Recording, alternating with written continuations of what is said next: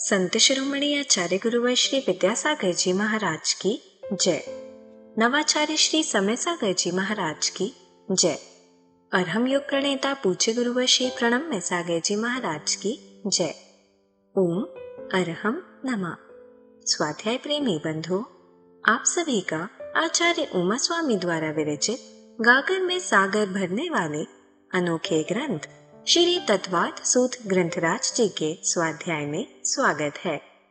7 तत्वों और रत्नत्रय से गूंथे इन अनुपम सूत्रों में अब हम आ गए हैं जीव तत्व के लिए सम्यक चारित्र रूप अपनाने योग्य संवर और निर्जरा तत्व में। नौ तत्वों को ही आचार्य ने उपादेय अर्थात ग्रहण करने योग्य बताया है। और अब हम अपने अतिशय पुण्य फल से इस उपादेय विज्ञान अध्याय 9 के स्वाध्याय में जिनेंद्र भगवान द्वारा बताए गए वास्तविक मोक्ष मार्ग अर्थात दिगंबर साधु की चर्या को जानेंगे। जो नए स्वाध्याय प्रेमी अब हमारे साथ जुड़ रहे हैं, वह पुराने स्वाध्याय के छूटने का विकल्प न करें। निश्चिंत भाव से स्वाध्याय करें। मुनिश्री की सरस सरल वाणी में उन्हें यह जटिल विषय भी बड़ी आसानी से समझ में आ जाएगा। स्वाध्याय प्रारंभ करने से पहले हम अध्याय 9 का सूत्र पाठ कर लेते हैं ताकि हम इन्हें कंठस्थ कर सकें। यदि आपने पिछले अध्यायों की मौखिक सूत्र पाठ परीक्षा नहीं दी है तो भी आपको यह पाठ अवश्य करना चाहिए और इन्हें कंठस्थ करने का प्रयास करना चाहिए। मोक्ष मार्गस्य नेतारं भेत्तारं कर्म भूव्रतां ज्ञातारं विश्वतत्त्वानां वन्दे तद्गुणलब्धये। आश्रम निरोधः संवरः स गुप्ति समिति धर्मानुप्रेक्षा परिसहजय चारित्रहि तपसा निर्जरा च सम्यग् योग निग्रहो गुप्तिः ईर्याभाषैषडादान निक्षेपोत्सर्गा समितयः उत्तम क्षमा मार्दवार्जव शौच सत्य संयम तपस्त्यागा किंचन्य ब्रह्मचर्याणि धर्मः अनित्या शरण संसारैकत्वा न्यत्वा शुच्यास्रव संवर निर्जरा लोक बोधि दुर्लभ धर्म स्वाख्या तत्वानुचिंतन मनुप्रेक्षाः मार्गाच्यवन निर्जरार्थम परिषोडव्याः परीशः क्षुत पिपासा शीतोष्ण दंश मशक नाग्न्यारति स्त्रीचर्या निषद्या शय्या क्रोश वध याचना लाभ रोग तृण स्पर्श मल सत्कार पुरस्कार प्रज्ञा ज्ञाना दर्शनानि सूक्ष्म सांपराय छदमस्त वीतरागयोश चतुर्दश एकादश जिने बादर सांपराये सर्वे ज्ञानावर्णे प्रज्ञा ज्ञाने दर्शन मोहांतराययो रदर्शना लाभौ चारित्र मोहे नाग्न्यारति स्त्री निसद्या क्रोश याचना सत्कार पुरस्काराः वेदनीये शेषाः एकादयो भाज्या युगपदे कस्मिन्नई कौन विंशतेः सामायिकच्छेदोपस्थापना परिहार विशुद्धि सूक्ष्म सांपराय यथाख्यात मिति चारित्रम् अनशनाव मौदर्य वृत्ति परिसंख्यान रस परित्याग विविक्त शय्यासन कायक क्लेशा वायम तपः प्रायश्चित्त विनय वैयावृत्त स्वाध्याय वित्सर्ग ध्यानान्युत्तरम् नव चतुर्दश पंच द्विभेदा यथाक्रमं प्राक ध्यानात् आलोचना प्रतिक्रमण तदुभय विवेक व्युत्सर्ग तपश्छेद परिहारोपस्थापनाः ज्ञान दर्शन चारित्रोपचाराः आचार्योपाध्याय तपस्वी शैक्ष्य ग्लान गण कुल संग साधु मनोज्ञानाम् वाचना पृच्छनानुप्रेक्षाम्नाय धर्मोपदेशाः बाह्याभ्यन्तरोपद्यो उत्तम सहननस्यैकाग्रचिन्ता निरोधो ध्यान मान्तर मुहूर्तात् आर्त रौद्र धर्म्य शुक्लानि परे मोक्ष हेतु आर्त ममनोज्ञस्य संप्रयोगे तद विप्रयोगाय स्मृति समन्वाहारः विपरीतम मनोज्ञस्य वेदनायाश्च निदानं च तदविरत देश विरत प्रमत्त संयतानां हिंसा नृतस्तेय विषय संरक्षणेभ्यो रौद्रमविरत देश विरतयोः आज्ञापाय विपाक संस्थान विचयाय धर्म्यम् शुक्ले चाद्ये पूर्वविदः परे केवलिनः पृथक्त्वैकत्व वितर्क सूक्ष्म क्रिया प्रतिपाति विपरीत क्रिया निवर्तीनि त्रिएक योग काय योगा योगानाम एकाश्रये सवितर्क विचारे पूर्वे अविचारम द्वितीयम् वितर्कः श्रुतम् विचारोर्थ व्यंजन योग संक्रांति सम्यक दृष्टि श्रावक वीरतानंत वियोजक दर्शन मोह छपकोप समकोप शांत मोह छपक क्षीण मोहजना क्रमशो संख्ये गुण निर्जराः पुलाक बकुश कुशील निर्ग्रंथ स्नातकाः निर्ग्रंथाः संयम श्रुत प्रतिसेवना तीर्थ लिंग लेश्योपपाद स्थान विकल्पतः साध्याः इति तत्वार सूत्रे नवमोऽध्याय। पूज्य मुनि श्री कहते हैं कि सिर्फ सूत्र के पाठन से ही हमारी विशुद्धि कई गुना बढ़ जाती है। तो आइए अब हम चलते हैं उपादेय विज्ञान की कक्षा की ओर। मोक्षमार्गस्य नेतारं भेत्तारं कर्मभूरताम् ज्ञातारं विश्वतत्त्वानां वन्दे तद्गुणलब्धये। देवादिदेव आदिम तीर्थंकर श्री ऋषभनाथ भगवान की, वर्तमान शासन नायक श्री वर्धमान महावीर भगवान की, परम पूज्य आचार्य गुरुवर श्री विद्यासागर जी महाराज जी की। तत्व सूत्र ग्रंथराज में नवम अध्याय के माध्यम से जो ध्यान का वर्णन चल रहा है उसमें आर्त ध्यान का वर्णन कल आप लोगों को बताया जा चुका है। आर्त ध्यान के बाद में एक दूसरा ध्यान और बताया गया जिसे रौद्र ध्यान कहते हैं। अप्रशस्त ध्यानों में यह सबसे ज़्यादा अप्रशस्त ध्यान कहलाता है। आर्त ध्यान से भी ज़्यादा अप्रशस्त भाव, अशुभ विचार और अशुभ कर्मों का बंध इस ध्यान से होता है। अप्रशस्त जो ध्यान होते हैं उनसे जो अशुभ कर्मों का बंध होता है उसी के फल से यह जीव अपनी लेश्याओं को बिगाड़ लेता है और उसी लेश्याओं के बिगड़ जाने से जीव के लिए अनेक प्रकार की अशुभ गतियों का बंध भी होता है, अशुभ आयु का बंध भी होता है। इसलिए इन ध्यानों का स्वरूप समझ करके हमें अपने भीतर देखना है कि ये आर्त ध्यान, रौद्र ध्यान किन कारणों से होते हैं और इनसे बचने के लिए हमें अपने विचार, अपना ध्यान किस ओर ले जाके रखना है। रौद्र ध्यान का वर्णन करते हुए आगे कहा जा रहा है, रौद्र ऊपर वाला हिंसा नृतस्तेय विषय संरक्षणेभ्यो रौद्र मविरत देश विरतयो हो। ये एक सूत्र में ही पूरा रौद्र ध्यान का वर्णन किया गया, जिसमें रौद्र ध्यान के भेद भी बताए हैं और किन गुण स्थानों में ये रौद्र ध्यान होता है ये भी बताया गया है। हिंसा, अनर्थ, अनर्थ माने झूठ, स्ते माने चोरी और विषय संरक्षण, ये चौथी चीज है। इनसे रौद्र ध्यान होता है। यानी रुद्रता का जो भाव है, क्रूरता का जो भाव है, वह अगर इन चार बातों से संबंध रखता है और इन चार में उसकी प्रवृत्ति निरंतर बनी रहती है तो वह रौद्र ध्यान का कारण बन जाता है। वैसे आपको पता है कि पाप 5 होते हैं।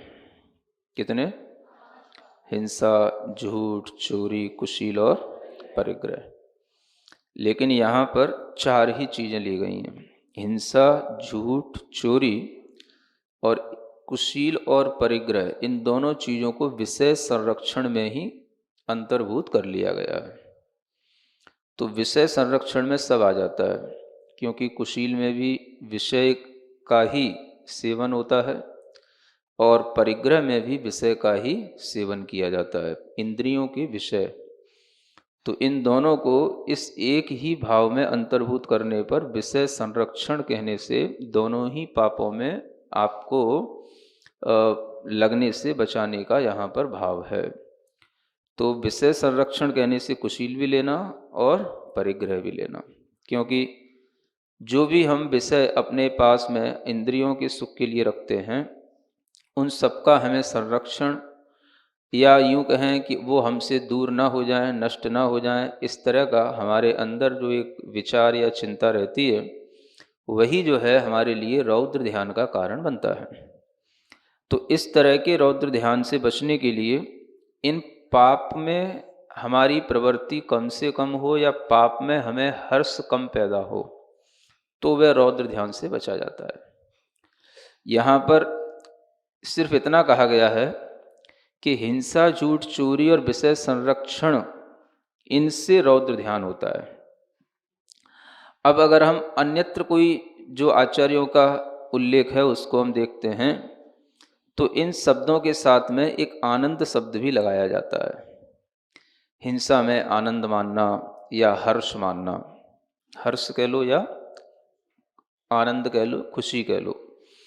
तो जो व्यक्ति हिंसा में आनंद मानता है, हिंसा जहाँ हो रही हो उसे देख करके अच्छा समझता है, या हिंसा के कारणों में जो अनेक तरह के कारण होते हैं जिनके कारण से हिंसा लोग करते हैं, उन सब कारणों का भी वो इकट्ठा करने में उनकी मदद करता है और प्रेरित कर देता है कि ठीक है, मैं हिंसा नहीं कर सकता, आप हिंसा करो और इसके लिए जो भी आपको सहयोग बन पड़ेगा वो मैं करूँगा। तो हिंसा के कार्यों में सहयोग देने वाले लोग भी हिंसानंद ही कहलाते हैं। किसी भी तरह की हिंसाएं जो आजकल सरकार के माध्यम से भी एक व्यापार के रूप में चलाई जाती हैं, जैसे पशुपालन के नाम पर मछली पालन होते हैं, तरह तरह की मछलियों के बड़े बड़े पॉन्ड बनाए जाते हैं, उनमें मछली पालन नहीं किया जाता, मछलियों को उत्पन्न करने की टेक्निक सिखाई जाती है और फिर उन मछलियों को बेचा जाता है, उससे व्यापार कराया जाता है। अब ऐसे लोग जो उस व्यापार से जुड़ेंगे, अब चाहे वो बैंकों के माध्यम से जुड़ें, बड़ी बड़ी सर्विसेज के माध्यम से जुड़ें, तो वह सब लोग भी उस हिंसा के कार्य में अपना सहयोग देने के कारण से वो पाप के भागी होंगे। वो रौद्र ध्यान उनका निरंतर चलेगा। तो इस तरह के रौद्र ध्यान भी आपके सामने आते रहते हैं। लोग अपने पढ़ने लिखने के हिसाब से जॉब के लिए तैयारी करते हैं। अब बैंकिंग में जॉब तो लग गई, बैंक बैंक बैंक बैंक कर रहे थे, है ना, लेकिन जॉब लगी तो ऐसा काम मिला। अब आपको जो है उस बैंकिंग में इस तरीके का ही तुम्हें सब ऑडिट रखना है और इसी तरीके का तुम्हें वहाँ पर जो है बाउंड करके रखा गया है कि इसी तरीके के क्लाइंट आपके पास आएंगे और उन्हीं को इस तरीके से आपको जो कुछ भी उसका इनकम आउटकम है वो सब आपको ध्यान में रख करके उनको करना है। तो आप किसकी के लिए कर रहे हो, क्या कर रहे हो, तो ये आपको देखना पड़ेगा। तो कई मैंने ऐसे भी लोग देखे हैं जिन्होंने बैंकिंग में भी अगर इस तरीके की उन्हें सर्विसेज मिली हैं तो उन्होंने उन सर्विसेज को छोड़ दिया। ऐसे भी हमने लोग देखे हैं, क्योंकि उन्हें केवल दूसरों के लिए, हिंसा के लिए ही उन्हें सब कुछ देना पड़ रहा है, हिंसा के लिए ही उन्हें अनुमोदना भी करनी पड़ रही है और हिंसा के लिए ही उन्हें तरकीबें बतानी पड़ रही हैं, उसी के लिए उनका सारा का सारा जॉब चल रहा है। तो ऐसा जब होने लग जाता है तो जो समझदार लोग होते हैं वो अपने आप को इन चीज़ों से बचा लेते हैं। तो इसलिए ये हिंसानंद कई तरीक़ों से हो सकता है, जहाँ पर जानवरों को मारा जाता है, पीटा जाता है, जानवरों का कत्ल किया जाता है, या जहाँ पर जानवरों को किसी भी तरीके से कत्ल करने के बाद में उनके किन्हीं भी चीज़ों से कोई भी अपने किसी भी तरीके के कॉस्मेटिक आइटम बनाए जाते हैं, या कोई भी जो कुछ भी खाने पीने के आइटम है वो बनाए जाते हैं। तो इन सब चीज़ों में भी जो हमारे अंदर एक हर्ष पैदा होता है कि हाँ ये बहुत टेस्टी है, ये बहुत अच्छा है, ये बहुत सुंदर है, इस तरह से जो एक हर्ष है ये भी हमारे अंदर का एक रौद्र भाव है। क्या समझे? ये भी क्या है? रौद्र भाव है, क्योंकि हम किस में आनंद ले रहे हैं? हिंसा में आनंद ले रहे हैं। तो जहाँ कहीं पर भी किसी भी तरह से पशुओं की, पक्षियों की हिंसा होती है और उस हिंसा के माध्यम से जो कुछ भी प्रोडक्ट्स बनते हैं, उन प्रोडक्टों की अगर हम सेल भी करते हैं और उसके भी थ्रू हम अपना किसी भी तरीके का इनकम बना के रखते हैं, तो वो भी हमारे लिए रौद्र ध्यान में आएगा, क्योंकि हमारा व्यापार हिंसा के माध्यम से चल रहा है। अब आज की स्थिति में आप देखेंगे तो धीरे धीरे जैन लोगों के लिए समस्याएं बाहरी रूप से, व्यापारिक रूप से बढ़ती ही जाएंगी, क्योंकि धीरे धीरे ऐसा माहौल बनता चला जा रहा है कि जो भी नॉनवेज चीज़ें हैं उन्हें भी वेज के नाम से बाजार में लाया जा रहा है। नाम उनके वही रहेंगे, बस कहा जाएगा ये अहिंसात्मक मटन है। अब अहिंसा मटन क्या होती है भाई? तो ये सब चीज़ें अगर सामने आएंगी और इनका लोग व्यापार करेंगे तो उनसे भी उनके लिए रौद्र ध्यान होगा। एक मेरे पास में एक मतलब जो फॉरेन में लोग जॉब करने जाते हैं, तो वहाँ से एक मतलब कोई भी परिचित में एक बेटी थी, तो वहाँ पर उसको एक जॉब मिली। तो अब जॉब क्या होता है कि जैसे कोई भी ये शॉप होती हैं तो उनमें सब तरीके के आइटम होते हैं। तो उसका काम क्या था, जैन लड़की थी, फॉरेन में जॉब करती थी, उसका काम क्या था कि जो भी वो जो आइटम आते थे उनमें मुख्य रूप से पैकेट में बंद होकर के वो सारा मीट आता था। पैकेट में बंद होकर के, बाहर से कुछ नहीं दिखेगा, बहुत अच्छे अच्छे पैकेटों में बंद होकर के पूरा मीट आता था और उसे उसी को सेल करना होता था। समझ आ रहा है ना? अब ये बिल्कुल उसको पता था, लेकिन बाहर से कुछ नहीं दिख रहा है और उसको पता था। तो धीरे धीरे उसके मन में ये आया कि ये हमारे साथ अच्छा नहीं हो रहा है, ये गलत है। अब जॉब कर रहे हैं बाहर, सिर्फ इतना कहने में आ जाता है घर में बाहर जॉब कर रहे हैं। समझ आ रहा है ना? उसने मुझसे पूछा, महाराज मेरे को ऐसा भीतर से पश्चाताप होता है कि ये गलत हो रहा है मेरे साथ, मैं गलत कर रही हूँ, लेकिन मैं जॉब छोड़ भी नहीं सकती, मैं कोशिश कर रही हूँ कि ये जॉब मुझे दूसरी मिल जाए। ठीक है ना? तो उसने बताया, तो कम से कम समझा तो कि वो गलत कर रही है, तो उसको फिर बाद में दूसरी जॉब मिल भी गई। तो कहने का मतलब यह है कि बाहर हम क्या कर रहे हैं, अगर हमको अपनी नॉलेज नहीं है, धर्म की कोई नॉलेज नहीं है, हम कुछ चीज़ें जानते ही नहीं है, क्या किसमें रौद्र ध्यान हो रहा है, किसमें हिंसा है, तो सब कुछ करने को तैयार हो जाते बच्चे। माता पिता को तो इतना पता है, बस बच्चा जॉब कर रहा है, जॉब कर रहा है, जॉब में कर क्या रहा है? किसी दुकान पर भी एक शॉपकीपर की एक एजेंट की तरह बैठा है, तो वो भी वहाँ पर किस किस चीज़ों को वहाँ से सेल आउट कर रहा है, तो वो भी तो चीज़ें कुछ महत्व रखती हैं कि हम किन चीज़ों को क्या कर रहे हैं। तो वो कहती है कि मुझे उसमें कभी हाथ भी नहीं लगाना पड़ता, लेकिन बताना तो पड़ता है, ये कंपनी का ये कंपनी का ये, मुझे हाथ भी नहीं लगाना पड़ता, मैं हाथ भी नहीं लगाती। तो लेकिन फिर भी सेल करने के लिए आप वहाँ बैठे हो, तो ये भी आपके लिए बहुत बड़ा एक कहना चाहिए निम्न कार्य है ना? अब अगर हम इन कार्यों में इस तरीके से क्लासिफिकेशन ना करें कि कौन से काम अच्छे क्वालिटी वाले लोग करते हैं और कौन से काम निम्न लोग करते हैं, तो फिर कुछ होगा ही नहीं। समझ आ रहा है? अगर कोई चीजें हमारे साथ में अच्छी होंगी तो किस हिसाब से होंगी, जब हमारे अंदर इस तरीके का नॉलेज में क्लासिफिकेशन हो कि अच्छे लोगों के द्वारा किए जाने वाले व्यापार ये हैं और जो निम्न क्वालिटी के लोग होते हैं वो ये व्यापार करते हैं। समझ आ रहा?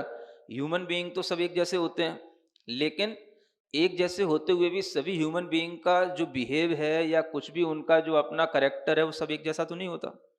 तो लोगों के पैसे कमाने के तरीके, लोगों के लिए व्यापार करने के तरीके, इन सब चीजों को देख कर के ही तो भगवान आदिनाथ ने 4 प्रकार के जो वर्णों में 3 प्रकार के वर्णों की स्थापना की थी। समझ आ रहा? और ये पूरी हिंदू सभ्यता में भी मान्य है, मनुस्मृति में भी ये 4 वर्ण माने जाते हैं, ब्राह्मण, क्षत्रिय, वैश्य और शूद्र। और ये सिर्फ और सिर्फ आजीविका पर ही निर्भर करते हैं कि आपकी आजीविका किसके थ्रू हो रही है। यानी कि अगर शूद्र हैं, शूद्र का मतलब जिन्हें हमें नहीं छूना चाहिए, ऐसे मतलब अस्पर्श जो लोग हैं, उनकी आजीविका क्या होती है? तो उनकी आजीविका के साधन जितने भी गंदे काम हैं वो सब उनकी आजीविका के साधन होते हैं। समझ आ रहा है? चाहे वो चमड़ा कूटने वाला काम हो, चाहे वो और किसी की, माने मनुष्य के लिए जो सेवा के रूप में कह लो, या मनुष्य के लिए जो भी कहना चाहिए, जो काम वो स्वयं नहीं कर सकता वो काम जिनके द्वारा किया जाए, वो सब शूद्रों की क्वालिटी में आते हैं। अब ये अगर उनकी आजीविका है तो इस आजीविका से वो ऊपर नहीं उठ पाते। अब उस तरीके की आजीविका ही अगर एक जैन व्यक्ति करने लग जाए तो फिर क्या होगा? आप कहोगे ह्यूमन बीइंग सब बराबर हैं, कोई कुछ भी करे, जो दूसरा कर सकता है वो मैं भी कर सकता हूं। कैसे कर सकते हो भाई? अगर कोई आदमी चमड़े का व्यापार कर रहा है तो तुम भी चमड़े का व्यापार करोगे, कोई आदमी मीट का व्यापार कर रहा है तुम भी व्यापार करोगे, कोई आदमी किसी भी तरीके की पोल्ट्री फार्म खोल रहा है तुम भी खोलोगे क्या? कोई भी आदमी किसी भी तरीके का ये सब मुर्गी पालन मछली पालन कर रहा है तुम भी करोगे क्या? Human being what is human being?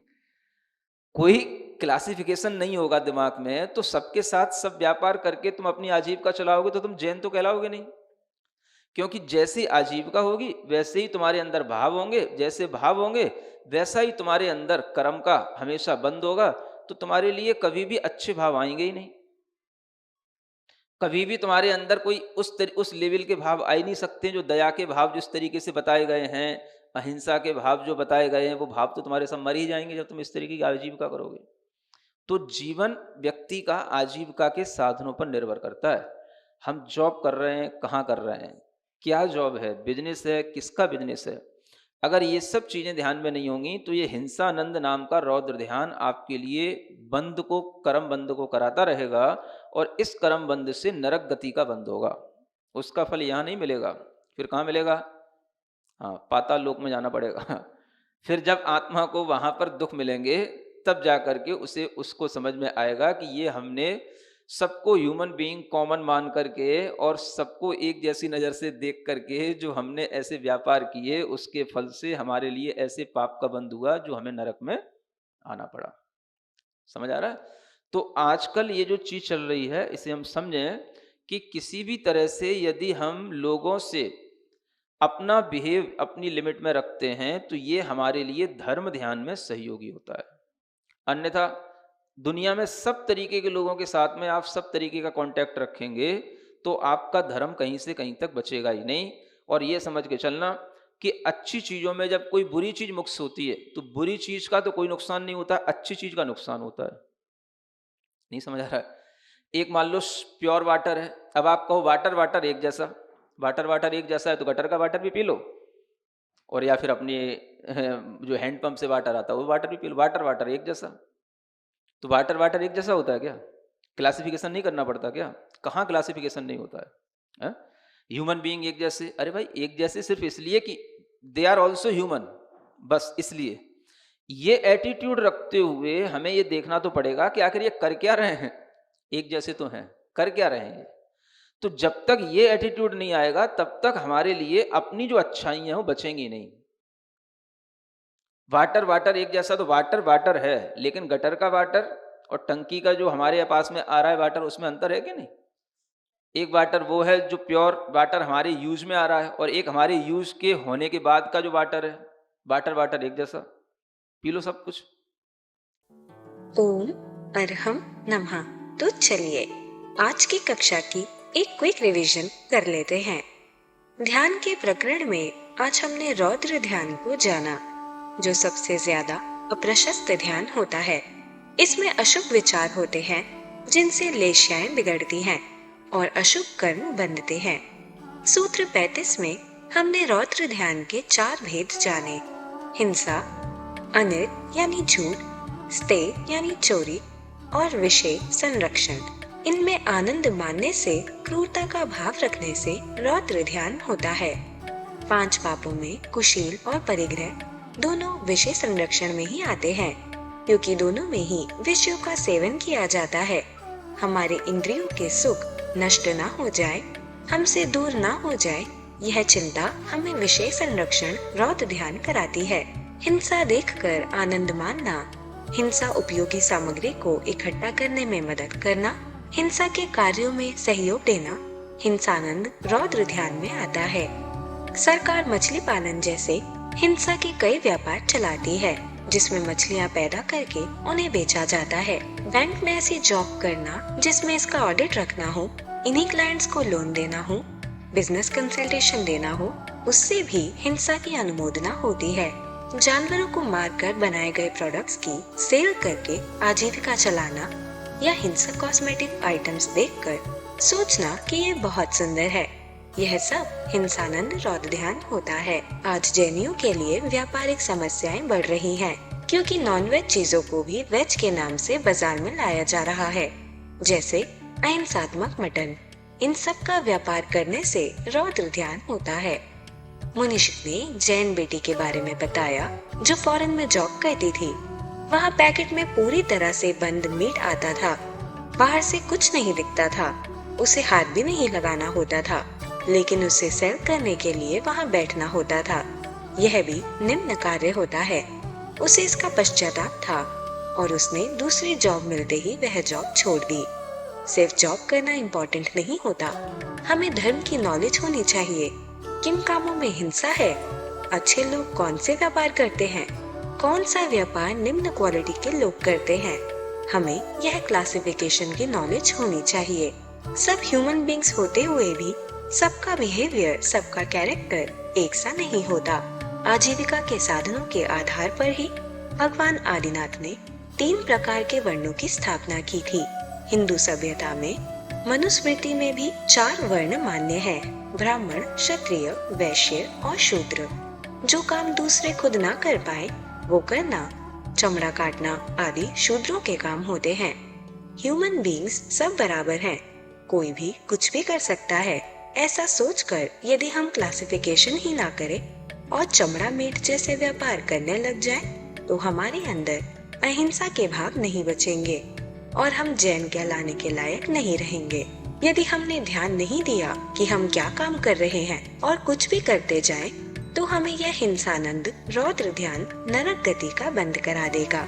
हमें लोगों से अपना व्यवहार लिमिट में रखना चाहिए।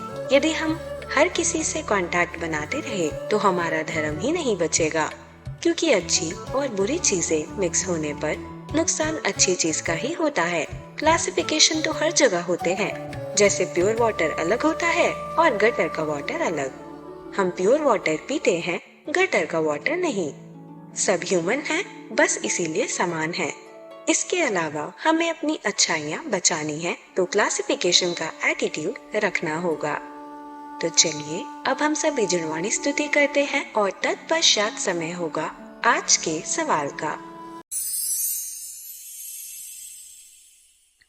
श्री जिणवाणी जग कल्याणी जग जन मदतम मोहरी जनमण हारी गढ़हर हारी जम जरा भव रोग हरि तिथ्य राणम दिव्य झुणिम जो पढ़ई सुणई मय्ये धारई राणम सौख मणंतम धैर्य सासद मोक्ष पदम पावई सासद मोक्ष पदम पावई। अब समय है आज के प्रतियोगिता प्रश्न में भाग लेकर आकर्षक पुरस्कार जीतने का। आप अपने फोन को QR कोड स्कैन करने के लिए तैयार रखें या दिए गए लिंक पे जाएं। आप अपना उत्तर चुनकर हमें कल शाम 5 बजे तक भेज सकते हैं। 3 भाग्यशाली विजेताओं को मिलेंगे आकर्षक पुरस्कार। विजेताओं का नाम इसी कार्यक्रम में हर रविवार को घोषित किया जाएगा। साथ ही सभी प्रश्नों के सही उत्तर भी बताए जाएंगे। आज का सवाल है, सबसे ज्यादा अप्रशस्त ध्यान कौन सा है? आर्त ध्यान, रौद्र ध्यान, धर्मिक ध्यान, शुक्ल ध्यान। अध्याय 9 की कक्षा 46 के आज के सवाल का सही उत्तर है आत्मचिंता। अगर आप किसी कारणवश कोड को स्कैन ना कर पाए हो तो आप क्लास की वेबसाइट पर जाकर भी उन्हें अटेम्प्ट कर सकते हैं। इस लिंक पर जाएं या QR कोड को स्कैन करें।